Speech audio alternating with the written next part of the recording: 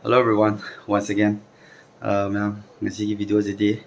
ai phane khara ulake ningon chakobagi ado ma'am keno ne. Ma'am na aina 10k yorgadi ma'am give away hantak ningon chakobaji ga pi yabni ko give away je ado ma'am 10k yohondre ado video ja hamba uragadi anum subscribe to sonbiramo share mo ngana mo ai hani subscribe uragana share mo to salamo 10k yongnaba ai hojik phane machu makhal khara ulage yam nungaini ma'am yengbiro ngasidi ekta full ai lebang makada loi santo thamamne ucharage ko ado sigi fijing je hojik bazar da loi pugragani ado aingona di available oiroi ko ado Imphal bazar da sakau loi pukhakrani lalombi jingna kheno loi tawgre ado aingona di phangaroi hojik sakau miyagi oina ado dai ucharage ma'am ha bada sumaina ka laptop na ulake mai santo thame dai mathak sidagi haurage ko ma'am khoi first ta yellow yam phajabni si yellow jeno ama leire matang sum ulake da ama mu leire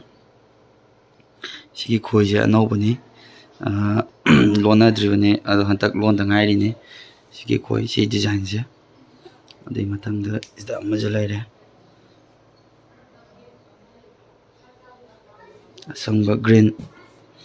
adagi akogi thambal leina si phajabni ko si design je jeno mong tabani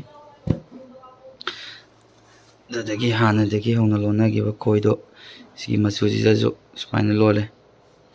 moigi sigi je machu ani je setting je ama je si jina khara ngangjali ko si jina khara walk thui ko mai je direct leita bai thar si machu je ai direct phang da dagi si kitang walk thok pa je thagre si blue ji phajabne mai setting keno coffee ga pi baje blue da dagi da amaju leire video jam sangala roge me keno tawrage ai singa sai fanik to chamani sumaina pire aingonde yam sangaga viewer jeju mem keno khaga tawje viewer je khaga yamnaba share de anum tawson biram hek ubaga share di kawbiranu me hek ubaga share de anum tawson biramo sitaju leire yellow phajabam leire tasar machu ga hai kedra adudagi sidi direct loirang maksu natte sigi fanik se angang loirang du mukti natte koya yung bit lole enu phajabani ko me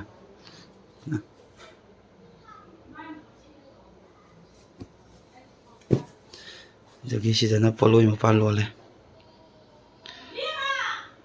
polsidana poloi ma pal lole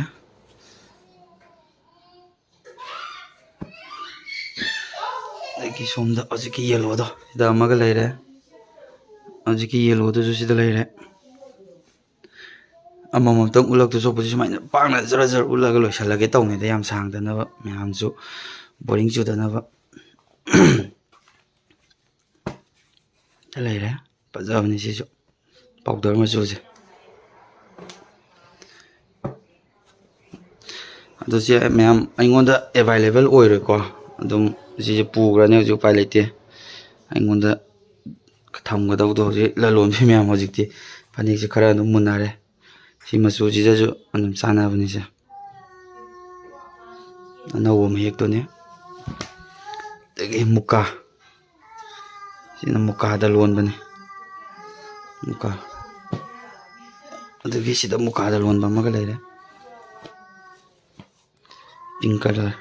baby pink da leire gi sina angong khoi hijam khoi gaina bado si machu ama khatang da setting piba sida jo ama leire machu ani hek piram bado moina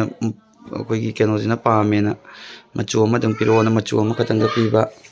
to mayam sidana machu ani piba white ka pink ga piri je sumaina sidana machu ani piba dagi last thambal leina nga leire na matam thaina gi khoi do lole sigi thambal leina sina to ngasi gi di ma'am sigi fi khar je ulaga ai loisan jage ꯑꯗꯨꯒ ꯃꯌꯥꯝ ꯁꯕꯁꯀ꯭ꯔꯥꯏꯕꯁꯦ ꯈꯔ ꯌꯥꯝ ꯀꯔꯤ ꯁꯕꯁꯀ꯭ꯔꯥꯏꯕꯁꯨ ꯇꯧꯁꯟꯕꯤꯔꯝꯃꯣ ꯑꯗꯨ ꯁꯤꯌꯔꯁꯨ ꯈꯔ ꯌꯥꯝꯅ ꯑꯝꯇ ꯁꯤꯌꯔ ꯇꯧꯕꯤꯔꯝꯃꯣ ꯍꯥꯏꯗꯤ 10K ꯌꯧꯔꯒ ꯃꯌꯥꯝ ꯑꯩ ꯆꯥꯛꯀꯧꯕꯒꯤ ꯑꯣꯏꯅ ꯒꯤꯐ ꯑꯋꯦ ꯇꯧꯅꯤꯡꯕꯅꯦ ꯑꯗꯨꯕꯨ 10K ꯌꯧꯗ꯭ꯔꯦ ꯑꯗꯒꯤ ꯑꯩꯒꯤ ꯚ꯭ꯌꯨꯋꯔꯁꯤꯁꯨ ꯊꯥꯒꯠꯂꯛꯄ ꯚꯤꯗꯤꯑꯣ ꯑꯩꯅ ꯊꯥꯒꯠꯆꯕꯁꯤꯡꯁꯦ ꯁꯨꯝ 1K 2K ꯚ꯭ꯌꯨꯋꯔꯁꯦ ꯎꯔꯒꯗꯤ ꯑꯩ ꯒꯤꯐ ꯑꯋꯦ ꯑꯗꯨꯝ ꯇꯧꯔꯁꯨ ꯌꯥꯕꯅꯦ 10K ꯌꯧꯗ꯭ꯔꯁꯨ ꯑꯗꯣ ꯃꯤꯁꯦ ꯑꯗꯨꯝ 200 300 ꯑꯗꯩ 100 ꯁꯤꯗꯒꯤ ꯍꯦꯟꯅ ꯀꯩꯁꯨ ꯌꯦꯡꯗꯕꯅꯤꯅꯅꯦ ꯑꯩ ꯁꯨꯝ ꯒꯤꯐ ꯑꯋꯦꯗꯣ ꯅꯨꯡꯉꯥꯏꯇꯦ ꯍꯥꯏꯕꯗꯤ ꯄꯤꯐꯝꯗꯣ ꯈꯪꯉꯣꯏ ꯇꯧꯕꯅꯤ ꯑꯗꯣ ꯃꯌꯥꯝ ꯍꯟꯗꯛ ꯆꯥꯛꯀꯧꯕ ꯃꯌꯥꯝꯅ ꯑꯝꯇ ꯁꯤꯌꯔ ꯑꯝꯇ ꯐꯖꯅ ꯇꯧꯗꯅ ꯆꯥꯛꯀꯧꯕ ꯃꯥꯡꯗ ꯑꯝꯇ ꯚ꯭ꯌꯨꯋꯔꯁꯦ ꯌꯥꯝꯍꯟꯗꯅ ꯑꯗꯒꯤ ꯁꯕꯁꯀ꯭ꯔꯥꯏꯕꯔ 10K ꯍꯦꯛ ꯌꯧꯔꯗꯤ ꯃꯌꯥꯝ ꯆꯥꯛꯀꯧꯕꯒꯤ ꯑꯣꯏꯅ ꯒꯤꯐ ꯑꯋꯦ ꯇꯧꯊꯣꯛꯑꯁꯤ ꯐꯅꯦꯛ 3ꯔ 4ꯔ ꯑꯗꯨꯗꯤ ꯃꯌꯥꯝ ꯉꯁꯤꯒꯤꯗꯤ ꯚꯤꯗꯤꯑꯣꯁꯦ ꯃꯇꯥꯡꯁꯤꯗ ꯂꯣꯏꯁꯤꯟꯖꯔꯒꯦ ꯃꯃꯥꯡꯗꯁꯨ ꯑꯩꯅ ꯍꯥꯏꯖꯈ꯭ꯔꯦ ꯂꯥꯏꯛ ꯁꯤꯌꯔ ꯀꯃꯦꯟ ꯁꯕꯁꯀ꯭ꯔꯥꯏꯕ ꯀꯥꯎꯕꯤꯒꯅꯨ ꯑꯩꯒꯤ ꯁꯕꯁꯀ꯭ꯔꯥꯏꯕꯔ ꯍꯥꯟꯅꯒꯤ ꯁꯕꯁꯀ꯭ꯔꯥꯏꯕꯔ ꯑꯣꯏꯕꯤꯔꯒꯅ ꯁꯤꯌꯔ ꯑꯃꯇꯪ ꯇꯧꯕꯤꯔꯝꯃꯣ ꯑꯗꯨꯒ ꯅꯧꯅ ꯚꯤꯗꯤꯑꯣꯁꯤꯕꯨ ꯎꯕꯤꯔꯒꯅ ꯁꯕꯁꯀ꯭ꯔꯥꯏꯕ ꯇꯧꯁꯟꯕꯤꯔꯝꯃꯣ ꯑꯗꯨꯒ ꯁꯤꯌꯔ ꯑꯃꯇꯒ ꯇꯧꯕꯤꯔꯝꯃꯣ 10K ꯍꯦꯛ ꯌꯧꯕꯒ ꯒꯤꯐ ꯑꯋꯦ ꯇꯧꯊꯣꯛꯑꯁꯤ ꯐꯅꯦꯛ 3 4 ꯒꯤꯐ ꯑꯋꯦ ꯇꯧꯔꯁꯤ 10K ꯈꯔ ꯊꯨ ꯌꯧꯅꯕ ꯃꯌꯥꯝ ꯀꯩꯅꯣ ꯇꯧꯕꯤꯔꯣ ꯃꯇꯦꯡ ꯄꯥꯡꯕꯤꯔꯣ ꯍꯥꯏꯇꯥꯔꯦ ꯁꯤꯌꯔ ꯈꯔ ꯌꯥꯝ ꯇꯧꯕꯤꯌꯣ ꯍꯥꯏꯇꯥꯔꯦ ꯑꯗꯨꯗꯤ ꯃꯊꯪꯒꯤ ꯚꯤꯗꯤꯑꯣꯗ ꯐꯖꯕ ꯐꯅꯦꯛ ꯃꯈꯜ ꯃꯆꯨ ꯈꯔ ꯑꯃꯨꯛ ꯄꯨꯔ ꯂꯥꯛꯑꯒꯦ ꯉꯁꯤꯒꯤꯗꯤ ꯃꯌꯥꯝ ꯕꯥꯏ